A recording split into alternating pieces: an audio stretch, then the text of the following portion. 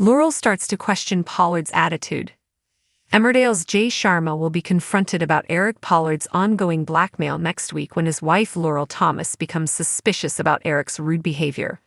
Jay has spent weeks at Eric's mercy after the crafty businessman decided to blackmail him over how they forced Jay's biological dad, Amit, out of the village earlier this year and made Amit cut his son Sumi out of any ownership of the HOP. In scenes that will air next week, Laurel spots tension between Jay and Eric, although Jay manages to hide how angry he is with Eric about the situation. Later on, Sumi asks Laurel for advice about how to handle his partner Nikki Milligan's desire to leave the village as soon as possible. Laurel, who isn't aware of what Jay has done, tells Sumi that Jay would be devastated if he left now. She also advises Sumi that compromise is an important part of a healthy relationship. Sumi is left with plenty to think about after his conversation with Laurel, but will Nikki be able to convince him to consider leaving the Dales together? Meanwhile, Laurel's suspicions about Eric rise further after an incident where he fails to pay for his drinks.